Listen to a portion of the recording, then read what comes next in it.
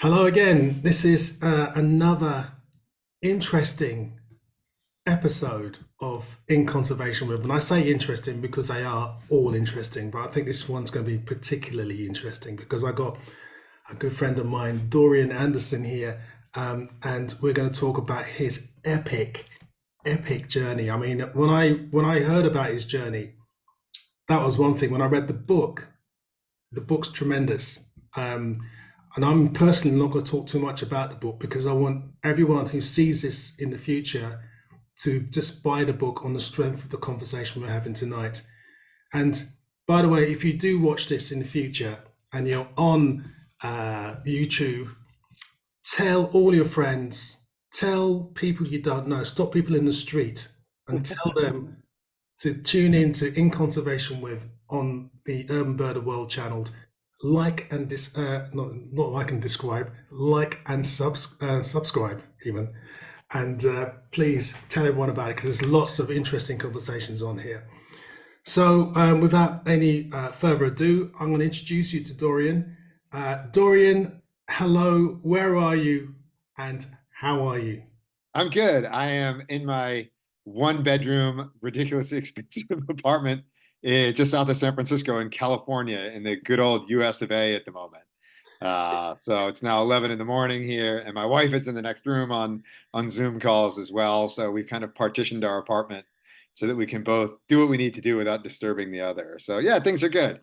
And That we'll probably sounds go like out birding this afternoon at some point. good. That sounds like a good symbiotic relationship there in Yeah, yeah. work. Anyway, um, before I talk about how we know each other and stuff, let me just quickly tell you about Dorian. You started birding, or he started birding in his backyard in Philadelphia, aged 7. I went to Philadelphia for the first time last year, and I really liked it there. It was very green and leafy. It almost reminded me in some parts of Notting Hill. It has the largest inner city park in the world. So Fairmount Park is entirely contained within the city limits, and it stretches the length of the city.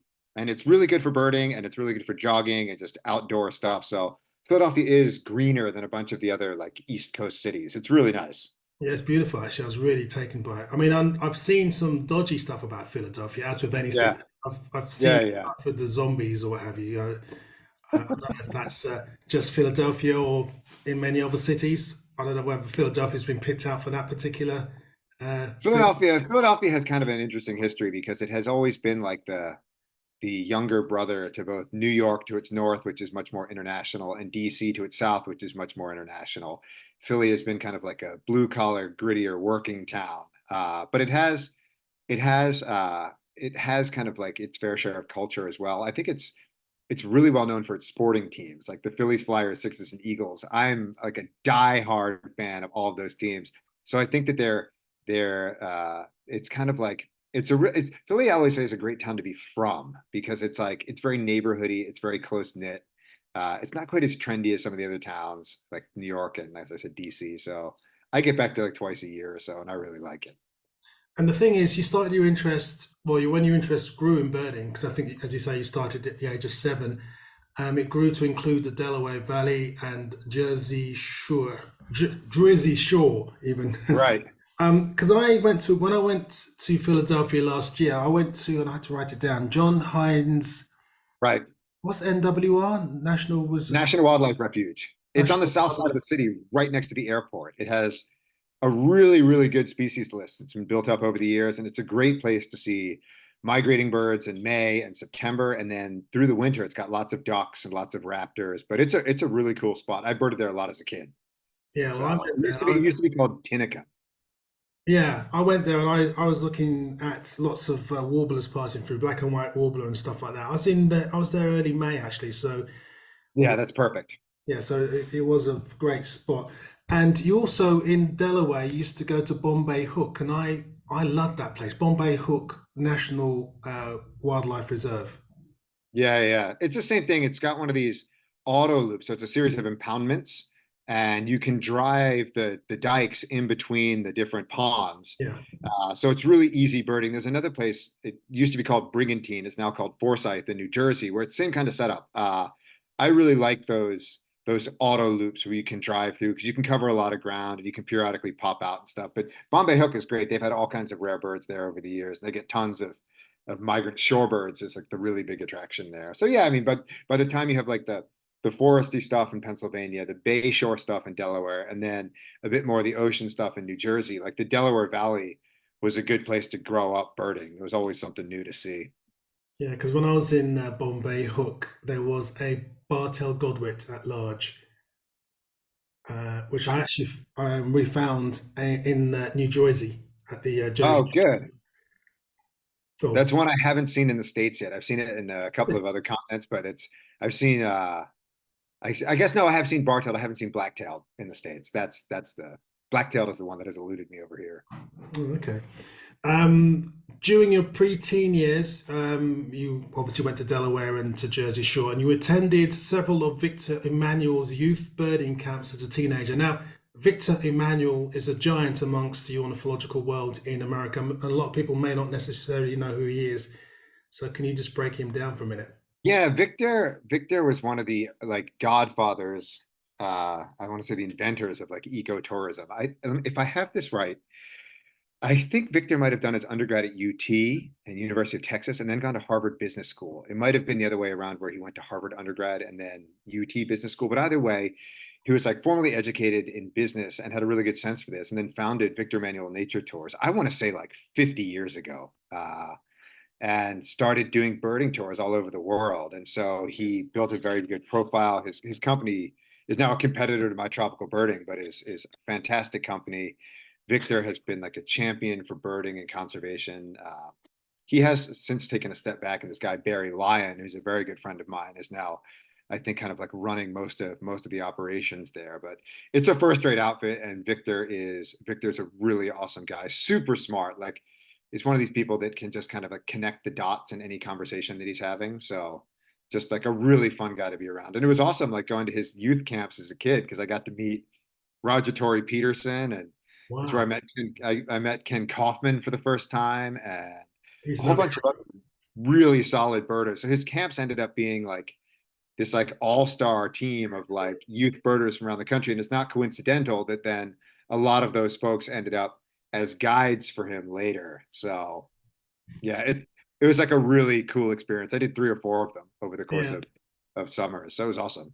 I did a video call with him actually a couple of weeks ago because we were talking about Eskimo curlews, and he was telling me Uh-huh. about he was one of the last people standing on Earth now that actually seen an Eskimo curlew back in 1963 in Galveston in Texas. Uh-huh. Wicked. Yeah, it's awesome. Um, yeah, you envisaged yourself or visioned yourself as an ornithologist until your educational rise and coincident alcoholism extinguished your birding desire. With this focus split between molecular biology and drinking, your childhood birding passion laid comatose until your mid 20s. So I guess, or through your 20s until you rediscovered it when you became sober at the age of 30, which is, I suppose, your hiatus period. We will talk about that in a bit more detail shortly. Um, you received your BS in biochemistry and molecular biology at Stanford University before earning your PhD in genetics even, sorry, and molecular cell biology. I mean, this is already getting me tongue tied and sort of thinking, what the hell am I reading here? Yeah, yeah. So anyway, you got a whole bunch of degrees and stuff. Can you actually explain what you were doing in terms of your studies? Yeah, so basically I'm still interested, although now in like a spectator capacity. I was specifically interested in how you build an organism. So how from fertilization do you articulate an intrinsic genetic blueprint to build an organism? Like how does the organism know where to put its head and where to put its feet? How does the organism know where to specify different cell types? How do you organize those different cell types? So I was specifically interested in developmental biology, and I studied a number of different aspects of that. So as an undergrad at Stanford, I worked on how different types of neurons are specified in the brain. As a PhD student, I worked on cell polarity, so how cells regionalize cell function to perform like regionally specific tasks. So the classic example of this is an intestinal cell. So an intestinal cell absorbs food from basically your digestive tract from the intestinal lumen on one side, and then packages it into shipping containers basically, and sends it across the cell and dumps those nutrients into the bloodstream on the other. So there's a directionality of function. So how does the cell set up and maintain that directionality of function to perform its specified tasks? Same thing with the retinal cell in the eye. Like there's light hitting our retina, and that photon is transduced into an electrochemical signal that is then processed, sent through the axon of those same retinal cells into your visual cortex. And so there's this directionality of function, and how is that directionality of function established and maintained? And then as a postdoc, once I did my PhD and I went back to Boston to Harvard Medical School and Mass General, I worked on synapse remodeling. So how over developmental time do neurons change their pattern of cell contacts, i.e. the cells that they communicate with, and thereby change the information flow through the circuit? So are there specific hormones at specific developmental times that influence like how the brain is wired, and can the brain wire, is the brain plastic enough to be rewired over specific developmental periods? So that's what I worked on. And the irony is I wasn't interested in curing disease. I wasn't interested in in medical applications for this. I just wanted to understand how in its basal state these various cellular processes are regulated, articulated, and manifested. So I was just kind of in that mode of like broadening the knowledge pyramid, and then people could come along and use that knowledge for whatever they wanted. Like for cell polarity, like a tumor is a ball of cells that is polar, and actually tumor metastasis happens when that polar ball of cells loses polarity, and the cells kind of all go their own way and then establish tumors around the body. So by understanding cell polarity in a normal context, that stuff will always translate into something like tumor metastasis in a disease context. So yeah, I mean, I really miss it. I really loved what I was doing, but it just, the time in the lab was frustrating, and I just got to a point where I was like, I don't want to spend my life in a lab and writing grants and on university committees. So I left. I guess we'll talk about that a bit later. Yeah, because that's when we join you, I guess, in the book, Birding Under the Influence. That's when we kind of join your life, when you were sort of working on stuff and it just wasn't happening, was it? You weren't getting the results you were. Oh, yeah, I just kind of hit a wall. I should mention, because it's not going to compute to most people like where the drug and alcohol came into this. Let's just say that I was really good at school. And so I could at Stanford go blackout drinking 5 nights a week and still do fine. Same thing at NYU. I actually had a first stint at Harvard between Stanford and NYU, where I did some pre-doctoral work there, and I was just drinking and abusing drugs the whole time. But like that academic rise, I just managed it. I was just, like I said, school was relatively easy. I just was very good at test taking and knowing how the game is played and allocating time to get things done. And as soon as those things were done, then I went and got drunk and high. So that was the other problem, is that I didn't spend any time in my kind of like 20s thinking about what I wanted out of my life. I thought that academia, because I was good at it, and good at school and good at science, would offer me the cover where I could misbehave and get drunk and act like a jackass kind of in perpetuity, as long as I could produce data, which I was very good at doing. And so once I finally did get sober, it wasn't just, wow, I'm sober, now I can be twice as good at science. It's like, wow, now I'm sober and I don't think I want to do science anymore. Like, so there was a lot of personal stuff that was wrapped up in that decision to get sober, and it ultimately included abandoning my career, because I just hadn't put the thought into why I was doing what I was doing. And I ultimately realized later that I was more concerned with like ego and expectation than I was like a pure love of science. Like I got caught up in trying to be the smartest guy in the room, and I realized there's always going to be somebody smarter than you, and if you're playing that game, you're never going to be happy. And so that's when I pulled the plug and cooked up this ridiculous idea to ride my bike around the country looking for birds. But why? I mean, look, I've never been addicted to anything. I mean, I feel sometimes I want to do things, and some people think I'm obsessed. You know, and we'll talk about obsessions later. But you know, I'm obsessed with birding. I'm obsessed with doing what I do with the conservation work I do. but I've never really been addicted to anything. I've always struggled in a way to understand how that works. Now I can see it because we've had some guests in the past who were, previously drug addicts or alcoholics, and I can understand in many ways why, because they came from deprived backgrounds or they had really, really terrible things happen to them during their lives. What made you do this? Was it boredom? Was it the fact that you could actually do what you wanted in many respects? So you just thought, I'm gonna really sort of push this here. There are two one-word answers to this, and they both require some amount of explanation. The first is genetics. Um, there is alcoholism on both sides of my family, and it's pretty well known, and I've been involved peripherally on some of the research that looks for genes that predispose people to alcoholism. So there's a genetic component to this, and then there's an insecurity component to this as well. Is that like once I discovered drinking, it became like a method, and I write about this in the book of like self-sabotage in some way. Like I loved being drunk. Like I fell in love with intoxication the first time I got drunk. But there was also this semi-calculated self-sabotage that if I was drinking and everybody thought that like, wow, this guy's doing really well and he's drinking, like how well could he do if he wasn't drinking?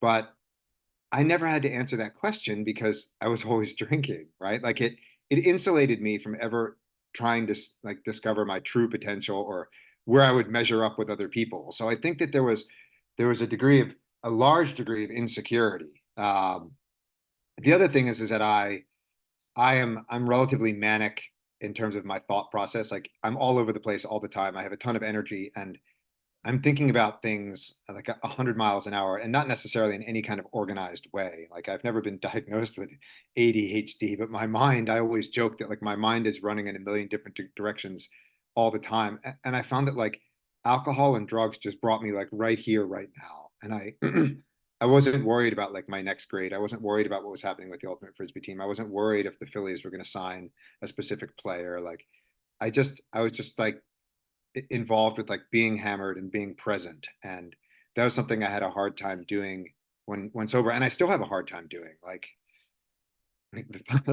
the prospect of another Trump presidency like makes me want to makes me want to like pick up and start drinking again, so I don't have to freaking think about it. But like that's not the answer, you know. And some people like can tune all that stuff out, and like in some respects, ignorance is bliss. But I look at the world and I think of conservation problems and political problems and all these things. And it's like, I can't really escape that stuff. And alcohol and drugs helped me to do that. So kind of like the genetics, the insecurity and the escapism were why I did it. And the other thing is that like, it became my identity. I was the guy that anybody could call any night of the week and I'd go out. It didn't matter if I had a test the next day. Like the test would take care of itself. It also didn't help that like I got involved with DJing. So like that whole time through my Stanford, my first run through Boston and Harvard, and my run through NYU, I was DJing at nightclubs and promoting parties and hanging out at lofts and doing drugs all night. And so it became like what I did.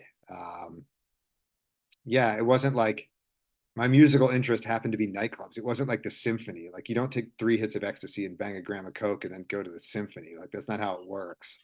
You know, you go do that stuff and you go to a club and you stay there all night and you don't worry about anything else. Yeah, So it's interesting. A lot of artists, a lot of really sort of successful artists have all had struggles, haven't they, in terms of drink and drugs. And sometimes that kind of helps in artistry, doesn't it? So maybe that was what was kind of. I know you were also talking about the fact you were sort of hiding, but it may have kind of given you that confidence, to think, oh, I can do it. It's no problem.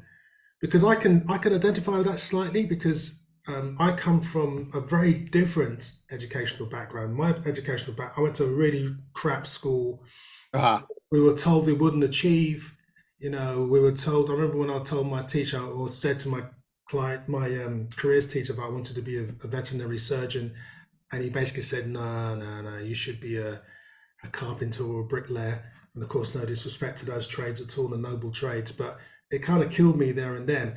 And uh, I think I was sinking into this abyss where I was thinking, I am not very intelligent. I don't deserve to be doing anything really other than working in a factory. And it's only when people kind of tell you, actually, you're not stupid at all, but it takes time for you to believe that. And then when you start testing that theory, like when I was younger, I was doing a really rubbish office job as a filing clerk in an office, just basically spending my time listening to my earphones, filing all day. And I decided I'm going to get a job in sales because people tell me I'm a good salesman because I'm good at selling raffle tickets to people that never bought raffle tickets. Ah, So I made up a CV. I gave myself some amazing grades. I remembered what the grades were in case I was questioned. I applied for a job and I got an interview at the Sunday Times.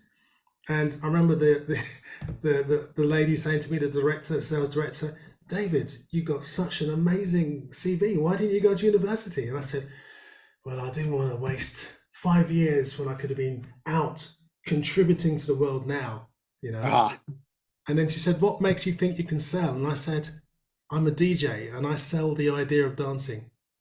ah. Got the job. Which brings me on to your DJing. Now, I'm really curious. When I read about the fact you were a DJ, I was thinking that's interesting. So, what kind of stuff were you playing? I started out like I actually write about like going to my first rave and taking my first hit of ecstasy and getting like totally overwhelmed by like the energy, the positive feelings, the camaraderie. And so I when I first started spinning, I learned how to spin like bad cheesy trance, like Paul Oakenfold, like just cheese, so cheesy. And then eventually I grew up a little bit. I grew up a little bit and started playing more house, more tech house, more deep house, more techno, some breakbeat, but like all forms of electronic music. I love the vibe that like you could set a totally different vibe like with a deep house track that you could with a progressive house track. I love like blending things together. I love sampling. I love throwing in a cappella vocals. So and I played a lot of small lounges, small clubs and loft parties in Boston and New York. And it was a ton of fun. Like it was it was far removed from what I was working on. Like the equation was really simple. Like, and I like the mathematical aspect of it. Like if you can count to four and you can multiply by four and eights, like you could put beats together. And I was learning on vinyl. Like when I started, I was like, I love being able to be like, okay, there's a minute and a half of music here. And I could look at the vinyl and like count the number of beats that are there. And like, I'll match it up with these, which are in the same key and so on and That's so forth. So really it was like the mental exercise of it. that's really interesting. The fact that you used your technical thinking when it comes to that. That's really fascinating. That you actually are calculating it in terms of the number using maths, as you say. It's absolutely. I'm But I very think that like in some ways that limited me. Like in some ways I thought about it too analytically and not enough organically. I actually feel I'm the same way about my photography now. I think that there's like an element of I'm so solid technically that like I'm trying to get like technical perfection in every photograph that I take. But sometimes like having some motion blur and having some like intervening leaves between you and the subject can create something really, really interesting. And so it's like I do find that the fact that I'm so technically bent, both when I was DJing and when in my photography, limits the creative side of things. I don't think it limits the creative side. I don't necessarily know if I have that like truly creative side uh, in some respects. So like I was a really good DJ, but I was never a great DJ. Like same thing. Like, I think I'm a really good photographer, but I'm not a really great photographer. I've seen this pattern a couple of times in my life where it's the creative aspect. In science, it was the same way. Like I was I was a great technician. Like I was always, all my experiments were really well controlled, really well thought out. Like all the constructs that I built and things were like every nucleotide was perfect. But like there was like a bigger picture that I struggled with, that I just like a hump that I couldn't get over. And I've seen that a couple times in my life where I've been able to do a number of different things really, really well, DJing, birding, photography, science, but I've never like cracked the upper echelon, like that top 1% or the top 2 or 3% in any of those things. I'm like an eight in a bunch of different capacities, but a 10 at nothing. Does that bug you? It does, because as an insecure person, like I want to be as good as I can at everything. But I also, as time wears on, and this is the beauty of aging, is that you understand yourself better. Like I can now look back and understand like the component that insecurity has played in my life. I mean, there's also a fair degree of talent and motivation, right? Like I wouldn't be able to do these things if I wasn't talented and motivated, but there is this like insecurity of needing to be known as the smartest guy in the room. It wasn't enough just to do it. Like I needed to be thought of as that Did that person. make you annoying? Were you an annoying person? No, I wasn't annoying. I definitely wasn't annoying. Like I didn't have an ego. I shouldn't say ego. I wasn't like petty about things, nor did I feel the need to prove things to people. I just wanted to work really hard because it's like, for instance, like, and what you were saying about your career, where you were doing A, and then you're like, you know what, I'm going to switch and try this sales thing, and now you're doing this. Like, I had this very linear vision of the future, and that like to do what I thought I wanted to do, I be a college professor, I had to go to the fanciest place that I could for undergrad. I needed to work for a few years in a lab. Then I needed to go to the best possible place for graduate school. Then I needed to find the perfect lab to do my postdoc. Then I could apply for a tenure track position at one of these fancy schools. And then I could secure tenure at that school. And so I had this very like linear projection or idealized projection of what the future would look like. And so like I just realized that like there were these very graduated steps that needed to happen in order for me to achieve steps A, B, C, and D on the road to being a college professor, which I thought was this noble, which is a noble pursuit. But I wanted the title of college professor more than I wanted the responsibilities that came along with it. Like I wanted people to be like, wow, this is our nutty friend Dorian who parties and drinks and also has a lab doing this fancy stuff at this fancy university. And at no point in there was I was like, I'm doing this because it actually makes me happy. And I think that like I wasn't like annoying in the sense that like I wanted to undercut other people's research or thought my research was the best. I just wanted to work hard because I had this projection of what success was, and I thought that like happiness would kind of take care of itself, and it didn't. And so that caused this like midlife crisis at 35 when I was like, what the hell am I doing with my life? I need to do something different. And that's when I made this like conscious decision. I'd started to reconnect with birds after getting sober at 30. And so that's when I was like, you know what, I need to center this like second part of my life on birding rather Yeah, so than let's talk about anything that. else. How did that Yeah. happen? What sort of made that sort of trigger? What made you kind of think, you know what, I'm gonna flip now and go back to the birding thing? How did that happen? Yeah. So basically I ended up getting sober at the end of my PhD. And there were a very specific series of events that led to that.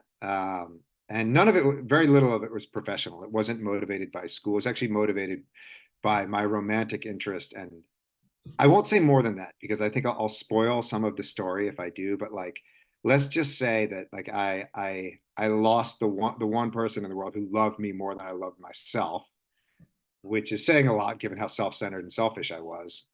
And I realized I had to make a change. And so I made that change right at the end of graduate school and then moved to Boston to start my fellowship at Mass General and Harvard when I was 31 years old. Is that right? 30, 31.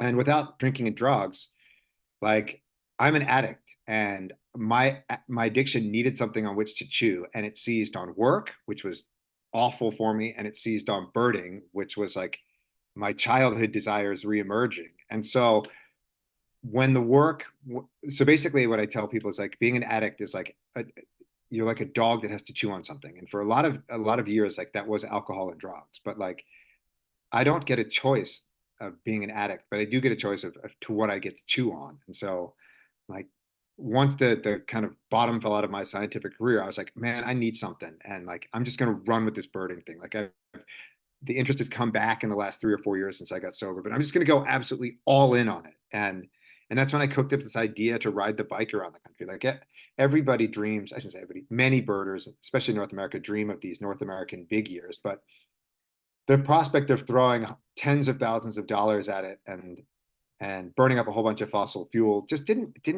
compute in my head. And so like there was another series of circumstances that suggested this bike trip. And so I said, screw it, I'm gonna do this. Like I'm gonna go all in and do something that nobody else has done before. All right, And let me just stop you there because we're getting back into the Birding Under the Influence book now, which is what we're talking about today. And it's really good that you say this because I love the way you described the moment you kind of decided I'm going to jack the job in, I'm going to do this birding thing, and the fact that you had to go and speak to your now wife, Sonia, and tell her, well, kind of hint to her that you were thinking of this. And I have full respect for your wife because she kind of, and I love the way you describe it in the book. You said that, she said, you have to do it. Go away and do it. I might not be here when you come back. I hope I will be, but do it because you need to do it. And I think that's amazing that Yeah. that.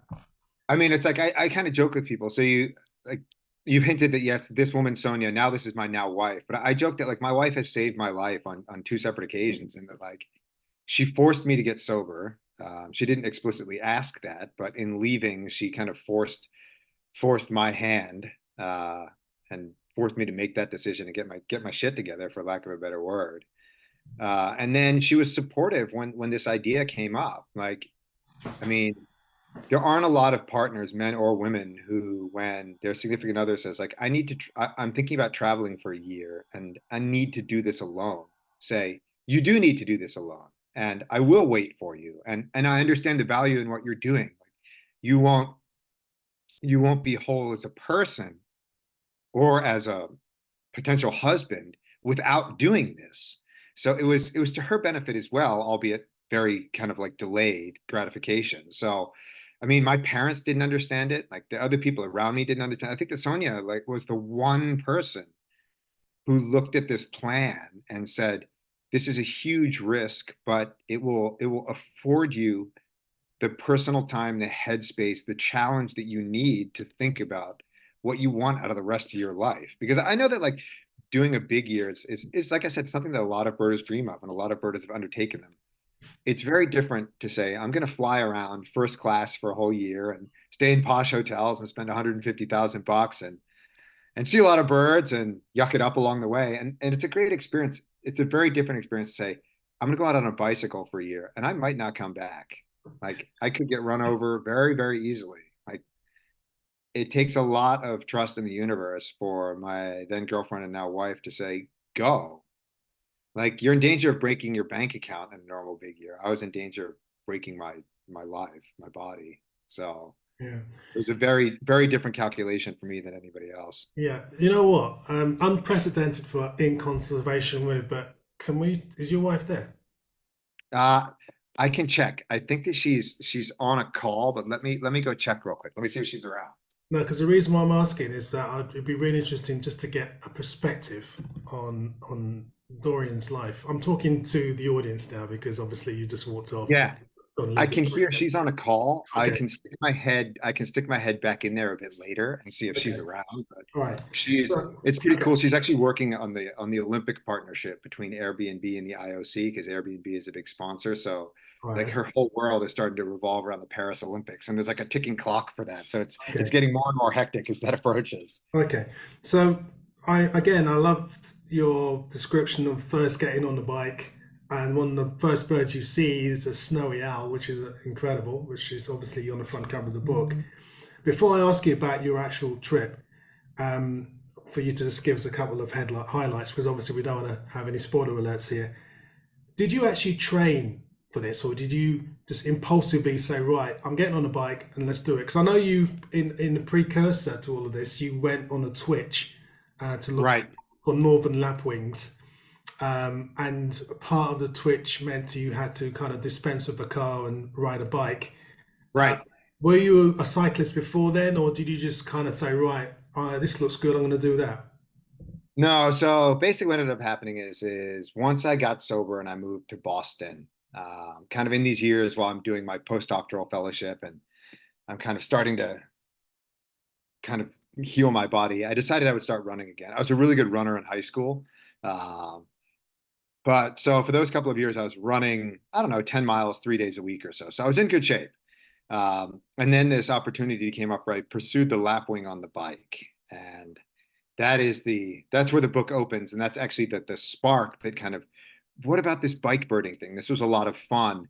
So that was like, apart from riding a bike to and from class and to and from frat parties, drunk and high when I was in college, like my cycling experience was my 4 years at Stanford riding around and then this single bike chase to go look for Northern Lapwing, which inspired this entire bike big year. So the answer is I had like no formal cycling experience, but I knew I was in good shape. And I also knew that I'm really good at overcoming challenge and thinking big. So I said, yeah, I haven't done any cycling, but I was like, I can run 10 miles a day. I bet I can ride 50 a day for a whole year. And that was like my naive calculation. And it ended up holding almost exactly. I ended up riding like 48.9 miles a day for the entire year. So about 80K a day for the entire year.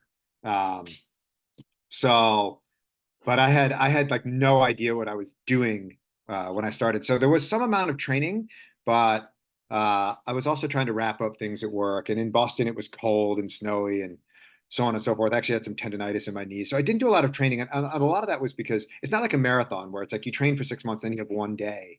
This was going to be like the marathon of marathons. So I actually limited my training, so to speak, in the months preceding my January 1st departure because I knew that if I trained too much, I'd burn out somewhere along the line. So I needed to use the adventure as training and like up my miles slowly and steadily through the year. And that's what ended up happening. And that strategy worked well. So even though I didn't have any cycling experience, by kind of like having a fitness base to start with and then kind of building my miles slowly, I didn't get sick or injured the entire year. So I got tired and there were days when I couldn't move when I rode a lot the day before. But my strategy of not doing too much before I left, despite my cycling inexperience, actually seemed to work well when it was all said and done. I guess coupled with your analytical brain as well, because your brain probably said, "Well, I need to do, as you say, up to 50 miles a day," and that was it. You because you're focused and you are the way you are.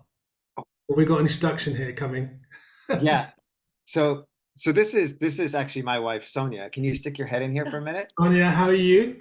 This is David. Hi, David. And the world as well. Do you want to sit I down for a second?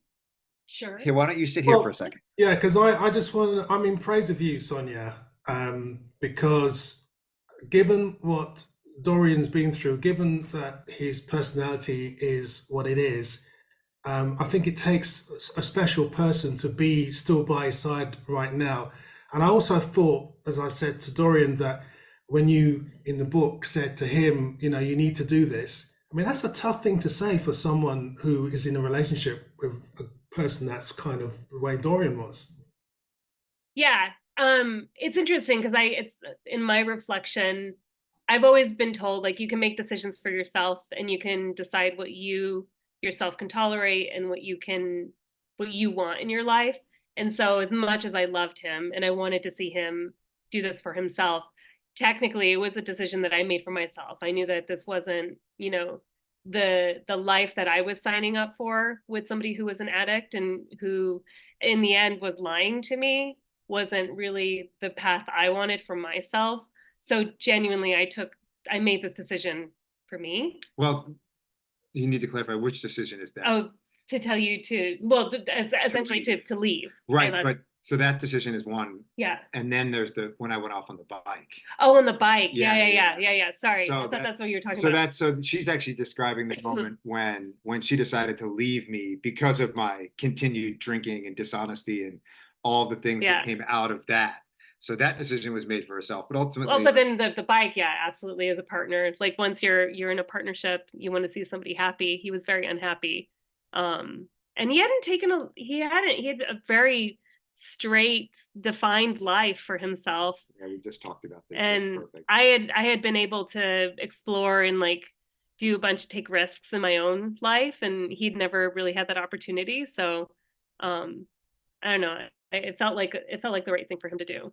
Did you ever doubt him? Did you think that he wouldn't do it? No. Yeah, he like that is the one thing living with an addict, like there is no middle ground. If he says he's going to do something, it's at 110%. If he doesn't commit to it, it's either 0 or 110. She's like tried to get me to go swing dancing and stuff, and I like that falls on like the 0 scale. Yeah. I can't dance. So I just like that has never like manifested. Whereas like this bike birding thing, once I decided this is gonna happen, it happened, and it happened in a remarkably similar, it unfolded in a remarkably similar way to my imagination, just because I'm so meticulous about planning and the logistics. So I didn't have lots of like problems along the way. And she knows this. Like This is how it goes, right? Yeah, I had no doubts he would do it. None at all. So what kind of advice would you give someone in your position with a person like Dorian? I mean, obviously, you know each other and stuff, but how would you advise someone as a sort of a blanket piece of advice? As far as somebody who's wanting to make a big change in their life, And or with someone in your position who's actually the person who's going to be left for that person to do yeah. what they're Yeah, doing. I mean, I'll say every relationship is different and people have different needs out of the partners that they choose and want. We happen to be very independent, and like our our relationship as much defined by what we do separately and individually as it is what we do together. And so for me, it was an enhancement to our relationship. And so I knew for him to be able to go off and really find himself was going to help us as a couple. And so my advice would be like, if you're in a partnership and your partner is feeling lost or feeling unfulfilled, that's not going to be beneficial in for that individual nor for the relationship. So I think it's healthy for a full human to find themselves in order for it to come to the relationship. That said, I understand that, being separate from somebody for a year isn't what every relationship can tolerate or want. And so you do have to be honest about your own limitations or your own needs. I'm comfortable with it. I think I could handle probably another year. Like I think we've established enough. There you go. Um, What are you doing next I'm like then? running out the door, getting on the bike for a second bike big here right now. I'm only a month behind. but that's our relationship, right? So it's not for everybody. But I do think like the advice I give is, not for yourself and also for your partner. Like if you're unhappy or not able to bring your full self to it, it doesn't benefit anybody. So I also think taking risks and trying new things Right. is important. I think that like my riding away, like I needed to sort so much shit out of my own head, and the bicycle would give me the time to do that. And like ultimately you have to be comfortable with yourself before you can be comfortable with anybody else. And so like while I knew that I was all in on Sonya, like I was still mixed up in my head. And so I needed to sort that out. And so yes, it was like a step back in the fact that like I wouldn't see Sonya but for a couple of times during the year. But that's the idea of like delayed gratification, is that like you challenge yourself and you make a sacrifice in the short term, and then it might be a step back or a step to the side, but then like long term you end up reaping the benefits of that. Like I definitely felt that like after being away from Sonya for a year that our relationship was stronger than had I Yeah. stayed for the year, because I think that like we stress tested it and we each grew as a result of that. So it was an incredibly difficult decision to make, and I think probably more so for her, because like I was gambling with my life out on the bike, but like I was gambling with her life too, and so she had to be okay with that, to let me go, and just not to say she had power of me to say don't do this, but to be as supportive as she did. Like that was a really really selfless act. Like she could have lost a lot. Yeah. Well, let me ask you one more question, Sonia, because I know you are busy at the moment and you've probably got someone on hold on a conference call right now. This is awesome. I can pass the whole interview off to her and just like step out and go make a sandwich. It's a simple question. Do you bird? Are you a birder now? This is the running joke in our household. I don't consider myself a birder. You won't put the label on it because I think the level of she thinks it's too nerdy. No. I think that I'd sort of the level of birders I'm typically exposed to are very devout, really incredible birders. But if you put me in front of a group of my friends and we go for a walk and I'm identifying different types of sparrows and ducks, like this is horseshit. This is horseshit. She took an eBird quiz. She sees me taking an eBird quiz when I was like prepping to go to Namibia last year. She's like, "Oh, what's that?" And so like the eBird quiz, she's like, "I want to take an eBird quiz." So I set her up with the eBird quiz in our county, and lo and behold, she gets 17 out of 20 right. So like, Wow. what non-birder gets 17 out of 20 right? And we're like walking along, and she's like, Well, "I hit a wren tit." She's a birder. She just doesn't want to admit it. No, I think I know a lot about birds by osmosis. That's Well, rubbish. She bought like 4 field guides over Christmas, and sitting around marking them up. the I thing think is, the difference I think the difference for me is I don't see it as a competition. Like for me, I enjoy the nature aspect of it. I enjoy the searching aspect of it. I can go on a hike and not bird as much as I can go on a hike and bird. And I think that's the difference Yeah, between I can't like, go out without birding. I like e-birding everything that I yeah, see. yeah. But it's So like we were in Peru the other day, and we're out like taping ant birds in the Amazon, and I'm like, oh, this bird's not coming out. And she's like, no, we're getting this bird out. This thing's coming out. We're staying. So she's like the stubborn one who's willing to sit there, and eventually, like the bird does come out. And I asked her, I was like, why do you care about stub-tailed antbird? Why do you care about Esmeralda's antbird? Like, why do you care? And she's like, it's such a good way to unplug from like the day-to-day concerns that I deal with. Because she works like a really high pressure job. And so like looking for antbirds and ant shrikes and toady flycatchers and things for those 2 weeks was what she needed.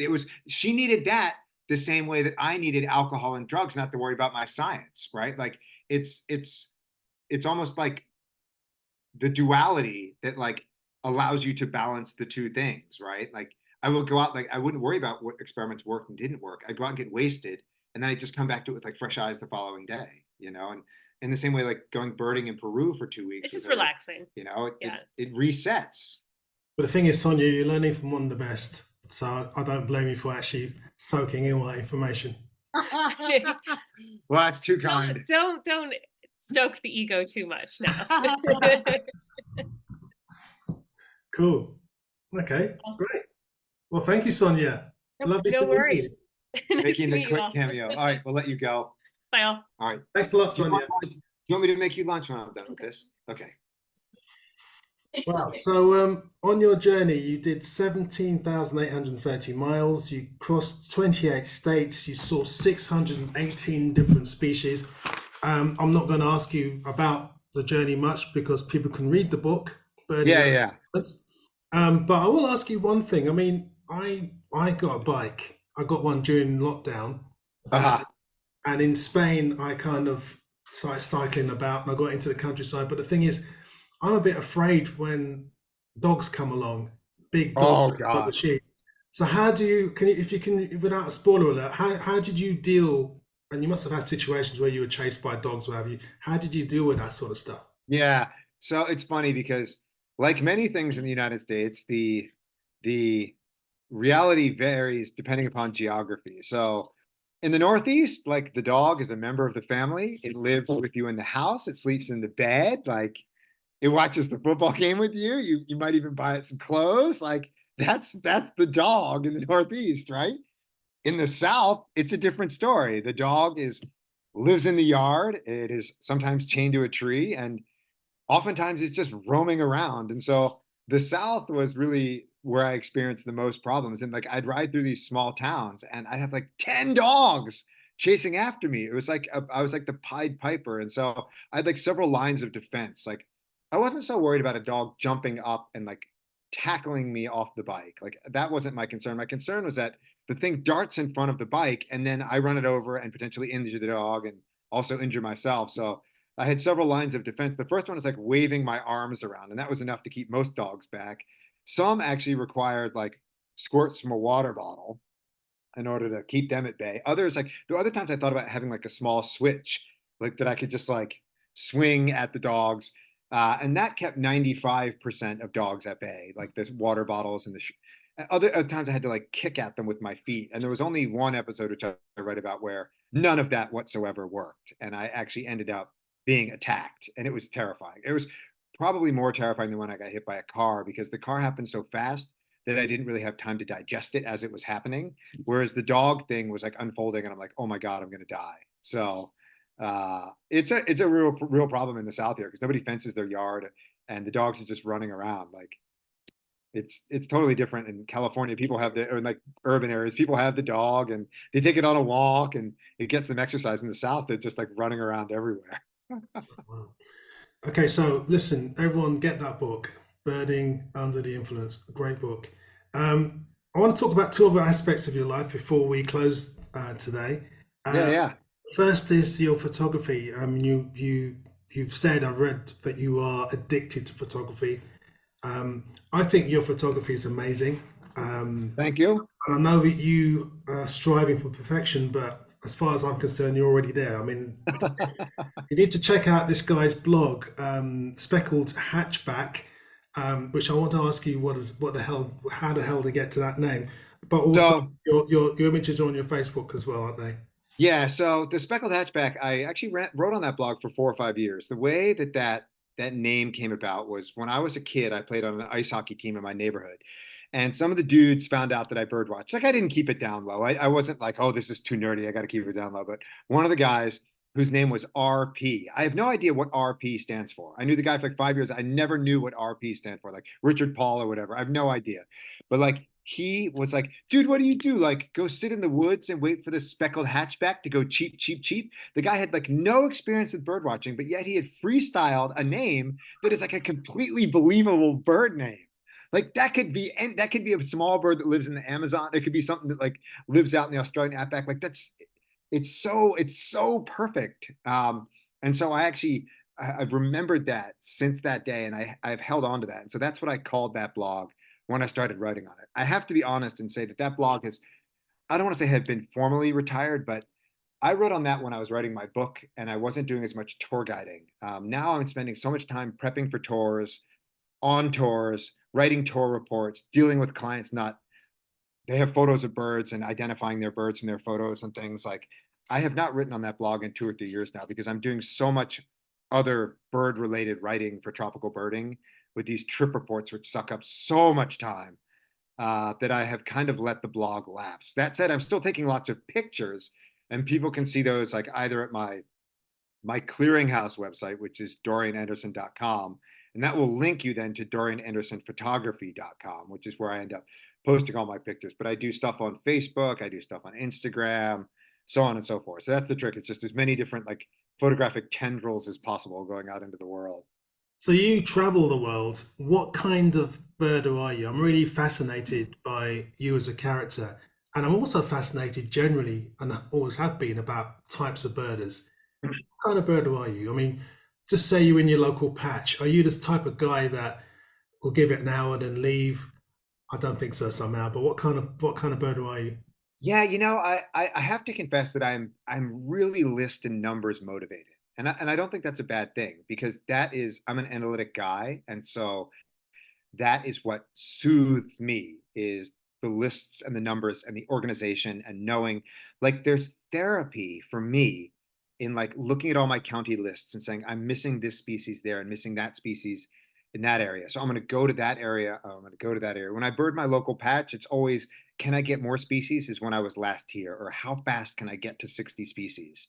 Um, I'm not what I would consider like an ID savant. Like I'm good at identifying birds, but like my knowledge breaks down when it comes to like seasonal molt. It breaks down when it comes to like different subspecies. Like I'm not as obsessed with that information and some of that biology as I am like the process of systematically finding birds. Like I think that that's what I like most is the process of being like I found this bird. Let's find the next one and like going through this methodically. Yeah, do I stop and appreciate like if a bird is doing something really cool? Do I stop and appreciate a behavior for 5 minutes? Certainly, but I think that it's like this methodical process of birding that soothes a part of me that I don't fully understand. That like I'm understanding better and better every day as an addict. I spend so much time like pouring through eBird, like looking. I mean, I have two eBird accounts. I have a separate account for my bike and everything else. So like when I do all my birding in the Bay Area, and I ride like when I ride out this afternoon, I'll go ride 20 miles and I'll make a couple stops and submit a bunch of checklists. And when I come home, I'll share all of those checklists with my biking account. So I have like a total separate account where I keep track of like everything that I've seen by bike and how many miles I ride. It's really crazy and different. So for instance, there was a red-footed booby that showed up here while I was in Texas, and it was an ABA bird for me at that time. And so I came back from Texas, and the exterminator was coming that day because we had a roach problem. And I was like, damn it, I can't ride my bike. I'm going to have to drive for this bird. So I drove the half hour there, saw the bird, and drove back. The following day, I got on my bike and rode the 2 hours back to the exact same spot to see the exact same bird so that I could put it on my bike list. Oh, And I've done this many times where I've seen something in the car and then come home and then ridden like an hour or 2 hours back to get it on my bike list. So for me, like I'm not seeing the bird in any different way when I see it on my bike versus the car. I'm not experiencing it differently, but there's something about like pushing myself on the bike that I enjoy way more than just like driving somewhere to get a tick. But at the same time, like when I'm traveling, whether it's tour guiding or anywhere else, like I want to color in like every county on the eBird map. I want to maximize every species. I want to see as many in every geography as I can. And I think that like that ultimately just manifests as wanting to explore the world, but it's like I have a metric that I'm using to do that. So I'm in many ways like an analytic birder and a data-driven birder, but I still enjoy like the aesthetic side of it. And that's really where the photography is like, because the photography forces me to slow down and work with like one bird for an hour or a handful of birds for 2 hours. Whereas birding, it's much more of like a wider net on as many species as possible. So I think the two interests complement each other, but I think that like I have some different motivations than other people. Like I understand the role that data and analytics and especially on the bike, like the physical challenge plays in it for me. So it's I think it is quite different than other people. what's your favorite bird? I really like albatrosses. I've been bitten by the pelagic birding bug.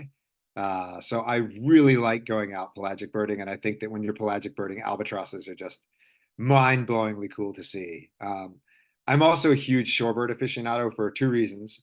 One, from a birding standpoint, because there's never any question. Shorebirds are awesome. They can fly super far, they have great endurance, and they wander a lot. So when you have a shorebird vagrant, there's none of this bullshit of did it escape?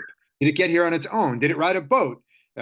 Like nobody has a sandpiper collection, you know? So it's like they're all legitimate vagrants. The other reason I like them is completely different for photography. That like all these people who are taking pictures of toucans and quetzals and things, all these birds have been lured with food. Um, a lot of the songbirds can be lured to a backyard setup where you put a perch next to a feeder. The bird lands on the perch, and then you take a perfect picture of it before it goes to the feeder. But shorebirds can't be set up. You have to earn them. You have to go crawl around in the mud. You can't tape them. You have to get dirty. They're difficult to approach. And so when you see a real shorebird photo, you're like, somebody did something to earn that. Whereas like most of these toucan photos and these tanager photos, and I take these photos too, are of baited birds. It's really no different than shooting in a zoo in some respects. Or like you see a lot of these raptor photos. It's like that photo is too perfect. Did somebody like basically fly a flown raptor, a captive raptor around and know where it was and take perfect pictures? None of that happens with shorebird photos. You know they're all legit. So this is why shorebirds are my favorite, like right alongside albatrosses. Cool. Kind And of a long-winded answer, but if you could be anywhere on this planet, Dorian, where would you be right now? where have I not been? I always say that I haven't. The places that I most want to bird are like India, Madagascar. I would go to Alaska, just not in January. Like Nome and Barrow are two places I haven't been yet that I'm dying to go. But like if you said go today, I'd probably go to India. I think that that's a place I haven't been that I'm dying to go. Okay, So and if briefly, have you got anything in the pipeline in terms of other projects? not right now. I think that the big focus now is trying to market and sell and build steam for this book. I do lead a 24-day Thailand trip in 2 weeks, so I'm busy preparing for that. I do think that there could be some more bike birding type projects in the future, but I think that I would center them more on birders rather than birds. Like I think that the pipe dream would be to use the bike to continue to build community and make it less about me and make it more about how many other people can I bring along, either virtually by video blogging, whatever future adventure that would be, or that I could connect along the way. Like I think that that's the birding community is really where the strength is. And so I don't want to say I want to exploit that, but I want to use those connections to help build more community and bring more people into the birding fold. Because birding, I don't want to say it saved my life, but it gives what could otherwise be an unstructured life a lot of structure, purpose, and happiness. Yeah. Well, I must say actually at this point that I didn't say before that in your cycle across US, you did manage to raise $50,000 for conservation, which is great. All I can say. Yeah, it was a good windfall. It was nice on those days when like things didn't break my way and somebody would write me and say, "Hey, I know today sucked. You got attacked by dogs and hit by cars and nearly hit by lightning, but I just donated $200 to the cause." Yeah, Uh, fantastic. it was a nice takeaway in those like difficult days. Okay. Well, listen, guys, get out there if you haven't already during the course of this conversation and get yourself a copy of Birding Under the Influence. It's a fantastic book, great journey. It's not your classic twitchy, I saw this and I saw that. It's much, much, much more than that. So, Dorian, thank you very much for sparing Yeah, no worries. It was a time, total pleasure. It was an honor even. and thank your wife as well.